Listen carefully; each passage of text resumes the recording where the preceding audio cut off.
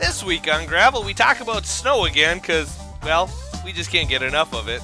We finally settled the question, walleye versus northern pike, and finally, Andrew's wife thinks all of his gifts are as dumb as a box of rocks. You'll find out on Gravel.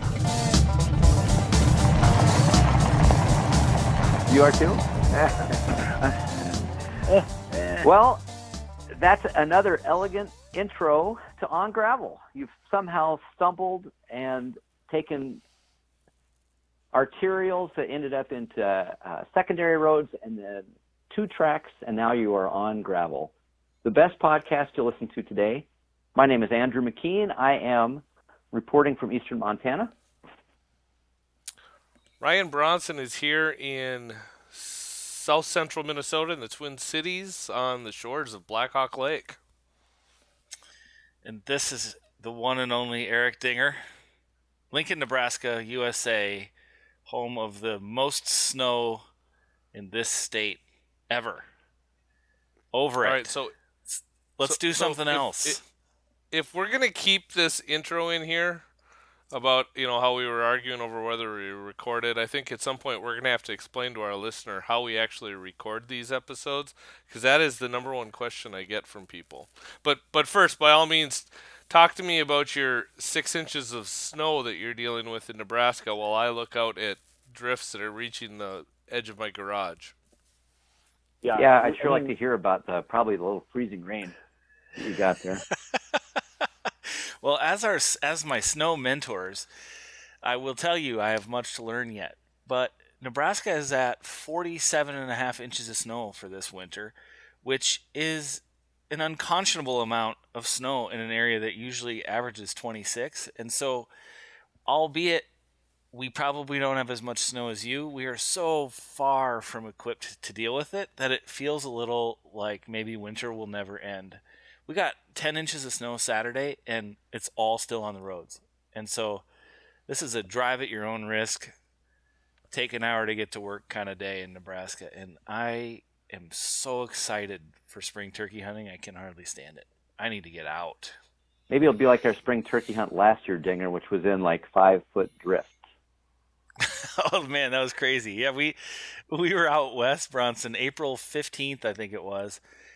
Western Nebraska, McKean and I were turkey hunting together, and the day before we arrived, they got a snowstorm, and this outfitter that we were hunting with had set up 12 surround view blinds, and only 6 of them were still visible. 6 of them had been completely drifted over.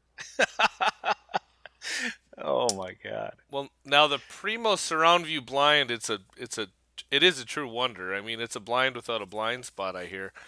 But it kind of is defeated if the snow is covering up the blind. That's true. Yep. You see how I worked in a little tagline in there, guys? Yeah. I'm a guerrilla marketing genius. I really am. So elegant and seamless, I didn't even notice. Mm-hmm. And who, by the way, owns Primos? Do you have any idea who might be marketers of that product? Well, Primos is a wholly owned subsidiary of Vista Outdoor, which also employs me. So, full disclosure, I'm an employee of Primos, and so when I do that shameless plug, it's truly shameless. I don't feel any shame. So, go buy a surround view blind. I feel a little shame on your behalf. Just a little. I've never met an outdoor writer that felt shame. I cannot let Dinger get away with his kind of underwhelming winter forecast. So I'm just going to tell you that I'm going to give you 2 flakes of my winter life. Saturday, after the wind being out of the east for about 10 days, it switched to the west with some ferocity and drifted our lane shut, and my wife got stuck 50 feet from the house. Sunday, my daughter decided to go on a little 3-mile run. It was 14 below, but she's a hardy kid.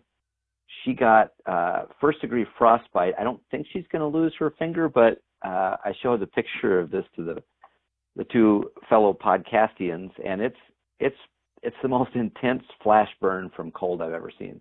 She's got a blister the size of a Rockefeller opal ring on her finger. Yikes. So here in Minnesota, we keep getting series of 6-inch snows, and one of our listeners, Jake Edson, had an incident here this week where the snowplow came in after he'd cleaned it out and made a hump at the end of his driveway, and he got stuck on that trying to run to run to work.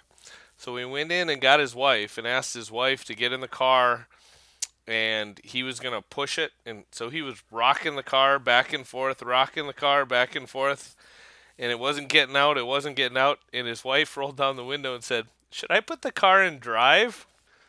Oh.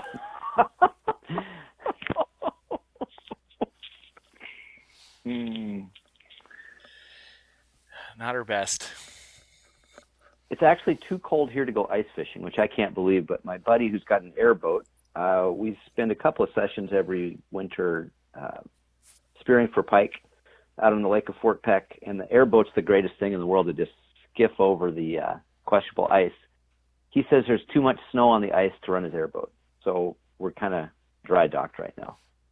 Well, we've got a situation on some lakes up north where there's so much snow on the ice that the weight of the snow on top of the ice is causing it to sag, and there's water coming up underneath the snow. And so there's a layer of slush underneath the ice. So I know of a few ice fishing guides up in the Bemidji area that have shut down for the rest of the season. They're not taking people out. Just not worth it. You guys know the Eel Pout Festival up on Leech Lake, right? I do. You were just Ever- there, weren't you? Yeah. So there's still, from this last weekend, there's still 17 people stranded on Leech Lake in their ice houses that they cannot get to. Not with snowmobile, not with. There's snowplows on the ice today trying to get out to them, but there's water, like you said, in between where they're at and where they need to get. And so, can you imagine you're out there with your buddies having the time of your life all weekend, and then you can't get home? That is some frightening stuff. And you're out of beer. Mm-hmm. Hopefully not out of bait. Out of propane, so you've got to eat your burbot or your eel pout or ling. You now have to eat them raw, and you have tapeworms. Oof. Tough stuff. But Dinger was able to get home from Leech Lake. I was, yeah. So, I fully admit that living south of you guys gives me little to whine about, but I will tell you that not all of your great northern brethren are as hardy as you'd like to believe they are. I was up in Walker, Minnesota for a meeting Wednesday of last week and had to drive down to the cities from Walker, which is about a 3.5 hour drive. And it happened to be that right as I was leaving, the polar vortex, or whatever we want to call this last storm, was just hitting Walker. And so between when I left and when I got to Minneapolis, there was 8 inches of snow. And it was snowing as hard as I could imagine, to the point where sometimes you couldn't see the front of your car. But I made it in about 5 hours. Got all the way to this speech I was supposed to give, only to find out that several Minnesotans, one of which works in Ryan Bronson's department at Vista Outdoors, weren't hardy enough to even drive across town to make it to the event we were going to. So I drove 5 hours, risked my life, just about drove in the ditch. Well, no, that's not true. I never just about drove in the ditch. It went fine. But some people, some of their initials might be JZ, wouldn't even drive across town to come say hello. What's up with that, Bronson? How hardy are you? How hardy are you after all? Well, when he looked at the agenda, he saw you were speaking, and then the DNR commissioner were speaking, and he thought, well, I can talk to Dinger anytime or listen to him on gravel. And the DNR commissioner was just going to talk about how they're going to raise every fee in the state, so that he didn't really feel all that excited. Oh, I see. So it was a matter of excitement, not of fear and laziness. Yeah, and in his defense, he had to drive down that same distance to the airport to go to Pheasant Fest right after that. I see. So I want to hear what you talked about at this thing, Dinger, but the critical question is, did you catch any fish? No, I even stayed at Trapper's Landing right on Leech Lake. Looking out my back window, you could see all the people out in their ice shacks, and I was literally up Tuesday evening and back Wednesday afternoon. So I never even drowned a worm, which is semi-depressing because one of the things that I don't think people really know about the mid South, like we're in Nebraska, that's a stupid term, but here we fight winter so bad. Like we don't do the winter sports stuff that you do in Minnesota and Montana. I mean, people here don't have snowmobiles, and we don't go ice fishing. We don't have ice houses and fun stuff like that because, well, I mean, we ice fish, but it's always in temporary situations. You guys like move into winter and enjoy it. Here, it's like usually it's about a month of hard winter we have. This year, it's been about 3 months of hard winter, and everybody just fights it and whines about it. So although we don't generally get as much snow and it's not nearly as cold here as it is there, I think your attitude about winter is so much better up there that it's almost more tolerable. I'm going to tell you, though, that's one of the bummers of this winter. Like, I love winter. I like to get out in it. I like to fully participate in the season. This winter has been pretty nasty. And everybody's sort of wallowing in how nasty it is, so it's become kind of almost a cultural expectation at the grocery store. You just talk about the winter. But I was just reading something about how meteorologists have become so alarmist about the weather that it's affecting people's enjoyment or anticipated enjoyment of the season. So all of these ski outfits, thrive in snowy, cold weather. But the meteorologist on the weekend news or evening news talks about polar vortex. I mean, when did we start naming winter storms? When did that happen? It's a sign of the impending apocalypse. Yeah. So I think we make it worse on ourselves. I mean, take wind chill, for instance. It's such an arbitrary measure. It's based on the highest gust of the day. So if you decide to stay indoors just because of the wind chill or the real field temperature, you're probably not going to even give yourself a chance to get out at all. You're just going to burrow up. So, it's everything is a conspiracy, and this is definitely a conspiracy from the American Meteorological Society. So, Andrew, this podcast tape will be used by social services, the Child Protective Services, when they take away your daughter who's currently suffering from frostbite. Hey, that was her fault, which is, that's like the last refuge of a guilty father. It was her fault.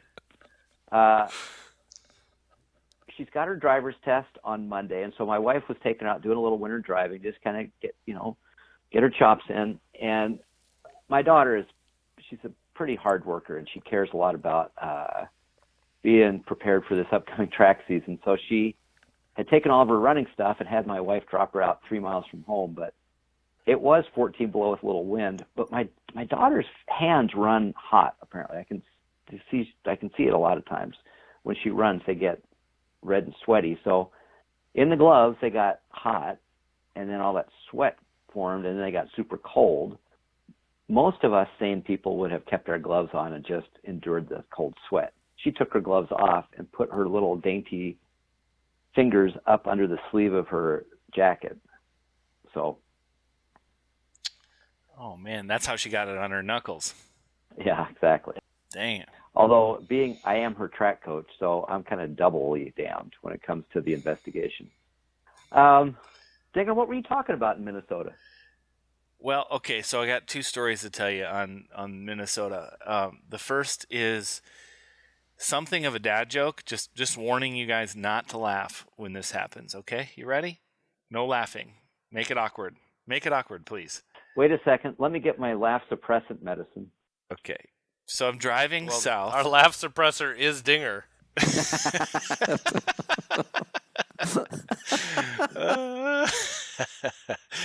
We'll see. We'll see. This is a marathon, not a sprint. So I'm driving south, north of St. Cloud, Minnesota, and I had called my dad because he was all worried about me driving in the weather, doing dad things. My dad loved me. Wish Iris could say the same. But he was concerned that I was driving in this weather. He lives in Minnesota, and they'd gotten 10 inches of snow, and he knew I was driving right into it. And as I'm driving above the road on a tree that hung out just about right above the road sat two just massive, beautiful, full plume bald eagles. And I said, and this is a real story, I said, Dad, I just drove under two gorgeous bald eagles. Like, man, I thought they'd move a little further south, but they were way up there. And my dad said, I just read about bald eagles. We had, I was talking about conservation that night, so I told him what I was talking about. And he said, speaking of conservation, I just read a story about bald eagles, and their populations are soaring. And I was like, Dad, bald eagles populations are soaring? And he goes, yeah, it's amazing. I guess they've just made this huge comeback. And I said, but Dad, you just said the bald eagles are soaring. Did you mean to do that? Did you mean to do that? And he said, well, that's what the article said. I'm just telling you what they said. And I still don't think, even after a few minutes of me laughing, I still don't think he got that he had executed an incredible dad joke. Incredible? Mm-hmm. I would say like 3.75 kins. But you know what they say about bald eagles? Their populations are soaring. Well, the thing I love about that is just the charity that you show your dad. Well, that's something. So then I got to Minnesota and I talked about Andrew. Oh, sorry. Yeah, go. Well, it seems to me that before you get into that, because there's going to be no other way I can say this, and I know you're going to tell us the topic of your speech, but I amused myself this weekend by remembering my very first dirty joke. So I'm going to say it now, and then the floor is all yours. I won't interrupt anymore. I know my dad didn't tell me this because he didn't ever tell a dirty joke. But do you know why Dolly Parton's waist is so slim? Mm-mm. I don't. Because nothing grows in the shade.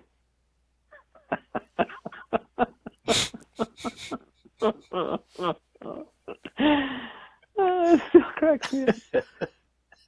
For our young listeners that don't know who Dolly Parton is, you should Google her, and then it'll be self-evident. The funniest part of that joke was your laugh.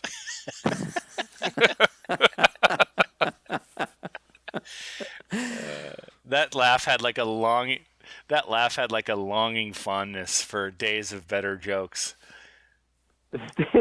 Well, days when I still really didn't know what boobies were, but kind of was starting to get an idea. Again, Google it. All right. So in Minnesota, here we are, hardy Minnesotans only at this banquet. I'll keep this very brief because I say the same thing over and over and over again. I'm sure our listener probably knows where I'm going with this, but one of the things that I've come to believe is we have heard and we have talked about on this podcast that hunter numbers are down. In Minnesota, they're down. License sales over the last 5 years are down about 30,000 people. And, a typical room of conservation-minded folks might be an average age of 60 years old, probably 95% Caucasian, and maybe 20% female. And as we all know, that isn't very reflective of the world around us. And so it's obviously really important that we find ways to grow. And one of the things I've come to believe, and I'd be curious for you guys' take on this, is, each of the three of us in some way makes our money off of the resource that is wild animals, wild places, and more directly off of hunting. And to me, the great conservation challenge of our time, as Andrew has coined, is to conserve the hunter. And it seems to me that if you're making your money off of the resource and you haven't taken that personally yet, insofar as that you have decided that you're going to personally challenge yourself to take a new person this year, maybe even a new person who doesn't look or think like you, then I'm not sure you deserve to make a living off of this resource. And I'd be curious to your take on that. That was the thrust of my message. We got into a little political stuff because it was a political group, but But I'd be curious about you guys' take. Should it be an expectation we have of our fellow industry compatriots that they get involved and that they make a personal, individual commitment outside of what they get paid to do to conserve hunters? No. Why And not? here's why I say that. I feel like in order for it to stick and not seem medicinal, taking somebody hunting and getting the whole spirit of that so that it's a genuine gift can't be required. A. Mm-hmm. And B, I think a lot of the people who have balked at stories of when I've told them about the joy and the give back that I've gotten to it in kind of extrinsic or intrinsic ways, they just have been like, I don't want to do that. That sounds awful. My conclusion about that is it's not for everybody. It is for everybody eventually, but it's not for everybody right now. People have to grow into that. I'll be teaching hunter education here later this week, and one of the things we talk about just in passing is those classic 5 stages of a hunter. And I think the give back stage, that defines a lot of the people who are teaching those classes. It takes a while to get there. I mean, it can arrive at any age, but typically you've got to go through all those other stages first. And a lot of people in the industry I know, and a lot of people, just my friends, are still in those other stages of evolution. And so by requiring it, I think it's a recipe for disappointment on all fronts. Mm-hmm. It's a little antiseptic. Yeah. I think the impulse is in everybody. And I think if we can incentivize it, or doing what you're doing, Eric, by showing good examples and that it doesn't have to diminish you in any way, I think all of that adds to the appeal. So that somebody who might be kind of on the fence or thinking about it then can borrow from all of those examples and say, okay, this isn't as intimidating as I think it is. Well, that's an interesting answer, Andrew. It reminds me of, some philosophical debates that I've had over time that, charity, doing something that you're not required to do, is on a much higher moral order than taxes that you're compelled to do by someone else through force. So I think your description of how people should be compelled to do it because it's, where they're at and it's good, and that's better than being forced to. I take that with I I see that, I agree with it. Now, I want to remind everyone every gun and ammo and archery company pays an 11% tax called the Pittman Robertson tax. They're contributing to bringing more people into the sport directly and indirectly by providing the basis of funding for acquiring wildlife lands in many states and providing shooting ranges and doing all of those things.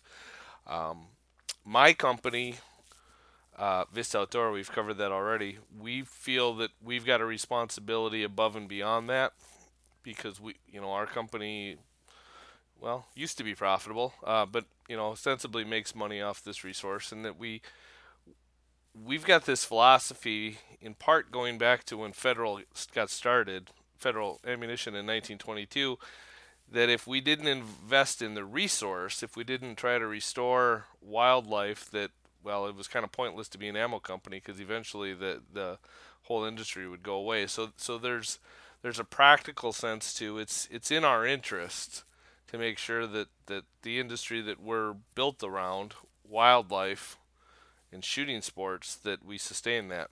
So I think there's a business case to be made. But do I want every single outdoor writer or someone who's affiliate or works as a clerk in a gun store to feel like their obligation is that they need to go out and take somebody else out in the woods?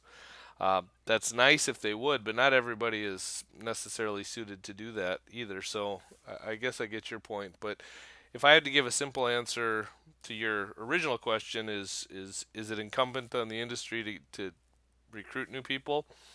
I would disagree with Andrew, and I would say yes, but it's complicated. Yeah. But Eric's speech and the case he made was really eloquent at the Moha banquet here last week. Thanks. And I think at the risk of sounding like a fence sitter again, I understand what you're saying in that it isn't for everybody, and it isn't. Maybe it is for everybody at some point, but it isn't for everybody today. I think that's well said. What I'm trying to do is shift the frame of mind. Everywhere I go, I make it a point not to ask, the traditional how far and what gun did you shoot and how what did it score. I really try hard to make it about something other than that. And if I am too far in the obligatory column versus the inspire people to mentor column, I can accept that because I'm trying to shift the conversation this direction a little bit. So yeah, I think by far, if we could inspire people who are ready to do it and to get off dead center, I think that's first. But beyond that, I think the other part of that is we go to work every day and expect a paycheck, and we know that the source of our paycheck is not of our own doing unless we're helping to replace ourselves and helping to bring this way of life into new generations of people, new races of people, new ethnicities of people. And so I think it's a little bit of both. And I guess if I were to pick which one I want people to feel inspired to do it, but I also want people to know that they should, especially if they're making money on this resource. So following the speech the other night, when we got back at 11:30 at night after holding court, Eric had a couple whiskeys, and then we get back to my house, and Eric tried to talk me into taking him out onto the lake with our 6 feet of snow out there, and take him ice fishing at 1 o'clock in the morning, which I said no to. And I wanted to ask you a follow up question now that I've thought of it, Eric. Did you even have a Minnesota fishing license in your pocket at the time? No, but I would have bought one online had we gone. Okay. I don't know that buying a well, actually buying a fishing license in the state's pretty easy. Mm-hmm. What did you think we were gonna catch at 11 o'clock at night? A buzz. A buzz. I mean, isn't that the one guarantee of ice fishing? It is. So Black Hawk Lake has got walleye in it. It's got bass. They don't bite so well at night. It's got crappies. It does not have walleye, I should say. It's got northern pike. So I don't know that what we would have caught at that time of night, but bullhead maybe. We may have caught the rest of that green spot, though. How about the Bronson Compromise? We should talk about that. We probably should. Yeah, I'm curious about it. All I know, I just have a photo of, that involves people who clearly have been imbibing.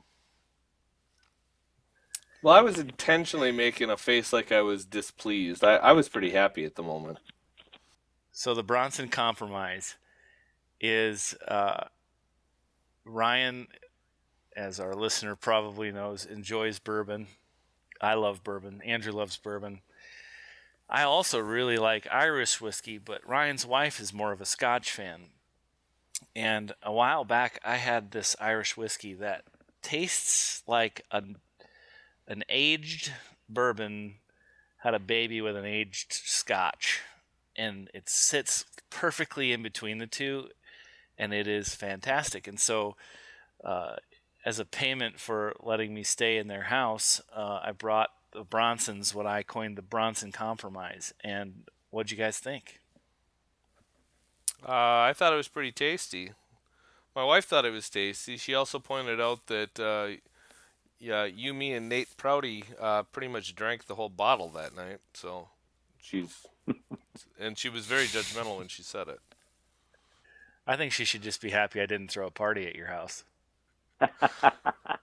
He kind of did. I mean, at 1 o'clock in the morning, I said, "You guys can stay, but I'm going to bed."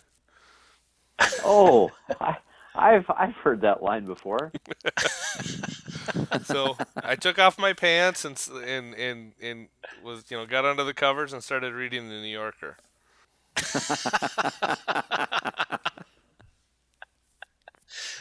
All right, listener, a little context. That's exactly what I did at the SHOT Show in Las Vegas when Dinger threw a party times like 5 nights in our room, and finally, I think I was starting to feel the effects of my little cold that was coming on. Nothing puts me to sleep faster than the New Yorker. And nothing ends a party faster than Andrew and his undies.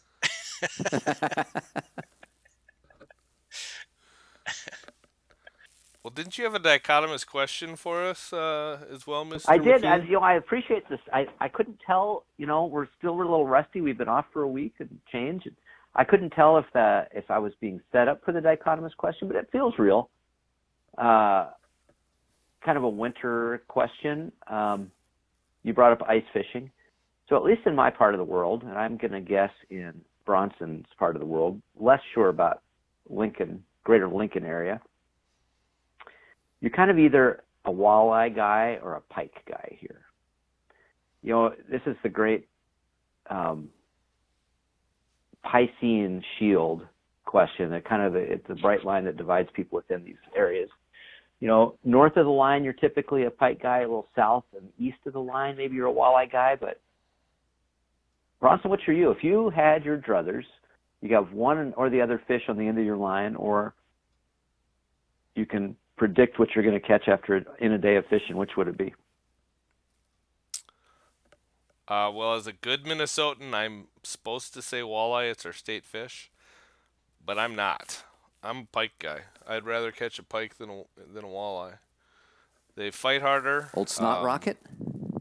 Yeah, Snot Rocket. I mean, yeah, they're slimy as hell, but I like to eat them. I know some people don't like them because you got to do a little work getting the Y bones out, and they kind of have a little bit of a tangy flavor, not that crisp, fresh, almost bland walleye. I mean, they've got a flavor. I like it. I tell you, on the walleye pike opener in Minnesota, if I'm out fishing, I'm probably soaking a minnow on a big bobber right on the weed line, trying to catch a nice 4 or 5 pound pike that I can flay out and eat. So that's I'm going to take the unexpected answer right away and leave the cliches for you guys. Well, I am first Dinger, of all. Are you an eel powder?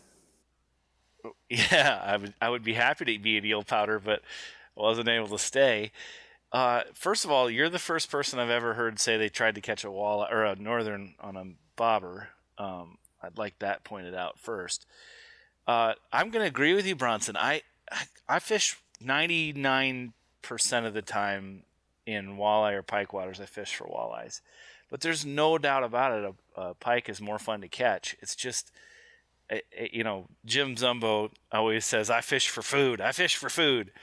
And I fish for food. I love to eat walleyes. And so because my family loves to eat walleye and doesn't love to eat pike, because of the exact reason you just said, I'm 99% of the time fishing for walleyes. So although I think the question was, which would you rather catch? I would say I'd rather catch a pike, but I'd rather eat a walleye. So I'm fishing for walleyes. What about you, McKean? Well, being the last to go, I'm borrowing a page from Bronson's playbook here. I'm going to be the iconoclast. Walleyes all day long. Walleyes, they fight like crazy, like freshwater tarpon. I can't do it. That's a lie. They fight like dish towels. They're insipid. They've got those gigantic empty eyes. Oh, a pike has got it. It's an ultimate sport fish. They're tenacious. You can catch them many, many, many ways. A dead smelt under a bobber is my preferred way of ice out fishing. God, but Live sucker top waters. There's nothing like a buzz bait on top and seeing the dorsal fin wake of an approaching pike. I mean, I can't do it. So I'd like to play along and say that walleye are awesome, but like Bronson, I'd rather eat a pike than a walleye too. Oh, wow. Can I give you guys my recipe? Mm-hmm. So for the batter, you take a bunch of wheat thins, and you smash them all up, and then you dip the fillet in Miracle Whip, and then you fry it with the wheat thins, and then before you eat them, then you eat just regular salted roasted sunflower seeds, and that just makes the flavor pop. Only in South Dakota. Oh my God. North Dakota. There's probably one listener who will understand what you just did. And to you, Jeff, Tom, Bill, whoever you may be, thanks for listening, because that was really well done, Bronson. Yeah, my dad. Well, thank you. So Well done, sir. So we've got a sister podcast, guys. We've got the Your Mountain podcast, where it's three Wyoming boys that get together in their basement and talk about topics not all that different than what we talk about, except two of them are lawyers and they talk forever about policy details, and they cite the Magna Carta and stuff like that. Anyway, I sent them a bunch of belt buckles, and they used a belt buckle as a giveaway recently. And so they posted their podcast at midnight. And what they talked about was hunting out of a minivan, and they wanted someone to post a picture of hunting out of a minivan. And by 5 a.m. the next day, a podcast that went live at midnight, they had a listener that had posted an image of hunting out of a minivan. So that guy is somewhere in America. I don't know where, but he now is sporting a brand new Federal Premium belt buckle. And he doesn't have to pay postage for it. Well, that's a real gift then. Is this a setup to say that you're going to give away a belt buckle here? Well, I've got a belt buckle we could give away. But, what's our contest going to be? It has to be on our Facebook page. I've got a contest for you. So when Bronson and I were together, we solved probably all the world's problems. But one of the things we solved was what McKean should collect. And so I think you should send a buckle to anyone who mails McKean a glass cow, which should be what McKean has to collect only because our listener mails McKean glass cows. So, at the risk of spoiling a UPS surprise someday, McKean, there's probably a glass cow or two headed your way from your fellow co-hosts. And I think that anybody who sends a picture of a glass cow that they bought and mailed to McKean should get a belt buckle. What do you think, Bronson? I think that's utter nonsense. Well, I think you're asking for a lot for them to mail it to McKean. First off, nobody knows where he lives. Second of all, only dog sleds get there, so the U.S. Postal Service doesn't. So I think maybe if we just ask them to post pictures of glass cows on the Facebook page. Honest question, not to interrupt you, but do you honestly think if you put Andrew McKean, Glasgow, Montana, and looked up their zip code that the UPS guy wouldn't know who that was for? Well, that's a good experiment. We could try it. He struggles a little bit with postage and the whole mailing system. So I was the lucky recipient of one of these belt buckles, and they are prodigious. They're great. It showed up in a mailing envelope, and the Postal Service held it hostage for $4.17 that my wife had to pay at the counter because Bronson had failed to put postage on it. You COD. And so I took that as an early indicator that Vista Outdoors is in worse shape than anybody thought. I cannot comment on that by SEC regulations, but I want to apologize for I think the postage fell off because we used these funny envelopes. My assistant actually licked them, and she died of poisoning, like George Costanza's fiance. Pretty tragic. Hey, speaking of your assistant, she walked in on one of your coworkers and I vandalizing your office. You should tell our listener about that. So this was end of last week. I left after Eric had stayed over at my house drinking whiskey, and we made him a nice breakfast. And then I had to fly that day to Pheasant Fest in Chicago. I was gone all weekend. I come into the office this week, Monday morning, Got a call early in the morning that I got to get in, prep for, get logged on. I get into my office at the crack of 9 o'clock. Uh, I have a long drive. That's why I work from home a lot. I had every single cable that attaches any of my computers to the monitors to the power were all unplugged. And that's I've got two monitors and anyway. So and then there were wooden stir sticks stuck in every freaking orifice in my entire office. Coming, sticking out of books, sticking out from my taxidermy. I found them all over in my desk. Every lock in my office had a wooden stir stick stuck out of it. I have no doubt that I will be finding stir sticks for the next, I don't know, two decades until federal kicks me out. But here's the good side.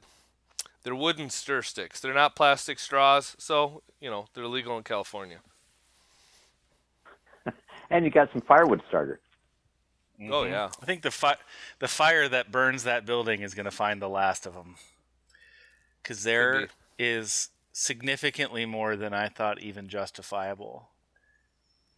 I mean, How you're did going you to get have a meetings. supply of that many stir sticks? Well, Bronson's break room is, if you fall out of his office, you're in the break room. And so they had a big allotment of them in there.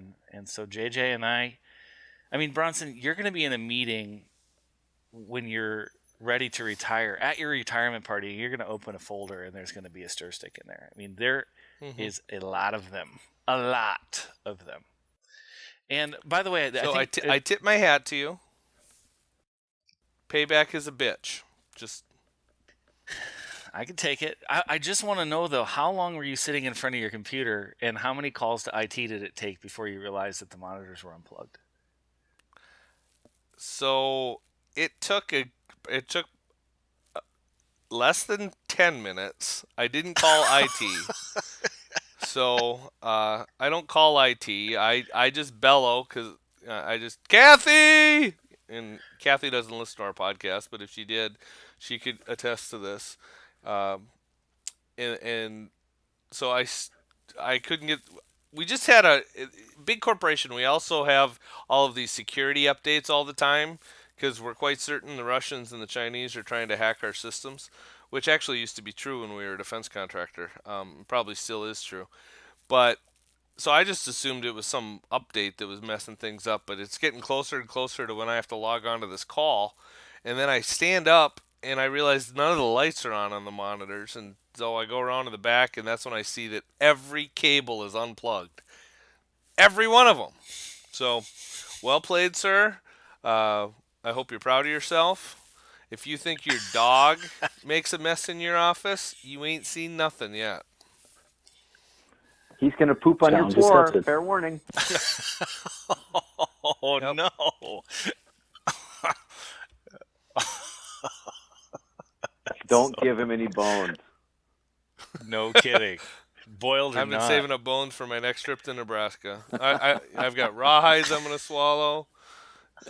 Epicac. Oh, no. Well, I look forward to the paybacks. I'm sure you'll be creative, witty, forceful, probably hurtful, but all in good fun. By the way, are you going to pay JJ back, or is this just a one-man, I'm not getting all credit for this deal? Retribution. Well, who was your conspirator? Was it JJ or was not it Edson? JJ. It was Jake. It was Edson. I mean, he's next Yeah, door. well, You can start I've paying him started back. with that. I've already lit up his wife on our podcast about how she didn't take the car out of park. Do you think that was because I was trying to embarrass her? That's me getting her mad at Jake for telling the story, and now I've told it to all 6 of our listener, and it's going to get out there. So, and she's going to start Cunning. exacting revenge on him. That's like 2-stage maliciousness. I like it. So, as my good friend Lou Cornicelli would say, never do your own killing and always have a second set of prints on the gun. He's a wildlife biologist. And not his real name. And he skins the faces of his victims. Jeez. You always have to take it one step beyond creepy. I don't. What's wrong with me? Yeah. Anybody going to quote the Magna Carta on the way out today? No. I did hunt deer in a minivan one time, but that wouldn't qualify. I already have my belt buckle. Glass cows. Send them to Andrew. Care of Glass Cow, Montana. Well, as a final word, I have to tell you about so I'm a collector of things, not glass cows, but old books, especially Jack O'Connor books. And for a while, I was collecting sort of turkey, old sort of folk art turkey things. That quit, but I'm a crow at heart, and I like shiny rocks when I'm out hunting. If I see a shiny rock, especially in the vicinity of where I've killed an animal, I'll pick it up and look at it and stick it in my pocket. My wife's undergraduate degree was in geology, and she worked for a spell as a geologist, and she knows a lot more about rocks than I do. But they were often gifts, little betrothal gifts that I would bring home after a long trip, and kind of talk about how the trip went, and then I would bestow her this rock. And she would keep them in this shoe box. It then turned into a couple of shoe boxes and then a bigger box. We were moving earlier this year and trying to thin out our possessions a little bit. I look in the big heap of refuse that we're trying to either give away or junk, and there are all my boxes of rocks.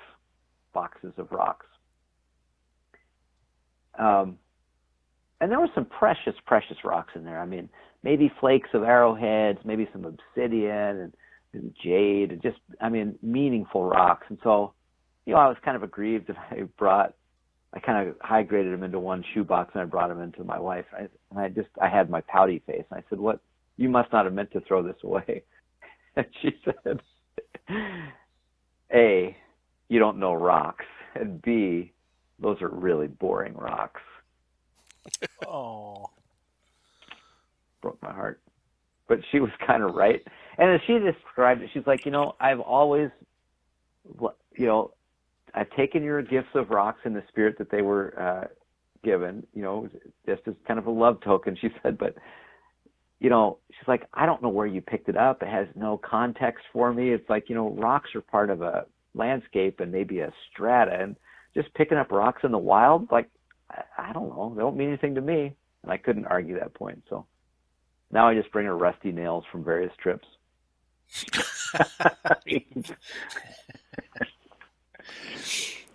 Here, honey, here's a potential tetanus vector.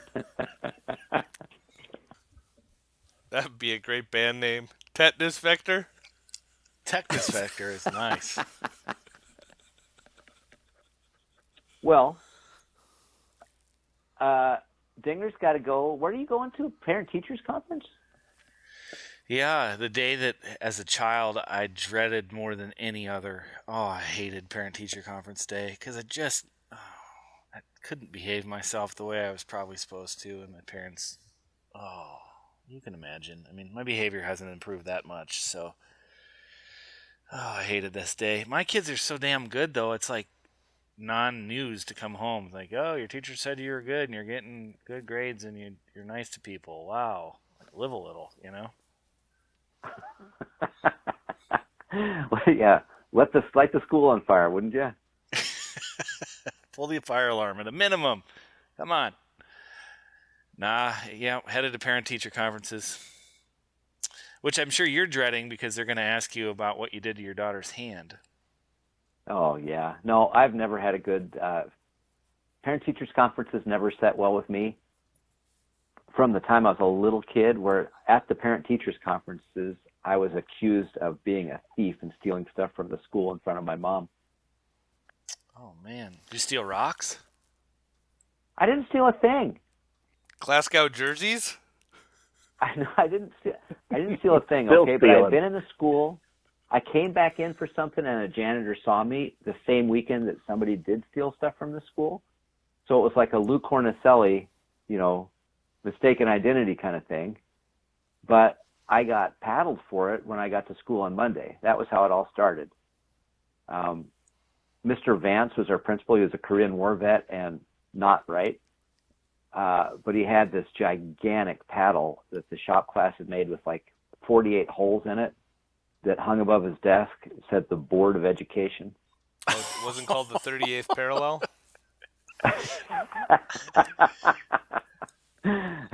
The Ho Chi Wing? No. I'll give you a demilitarized zone.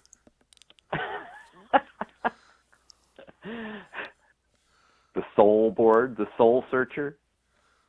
No, none of that. Okay, I think we've pretty much whipped this child. So with that, you guys have any last words? No.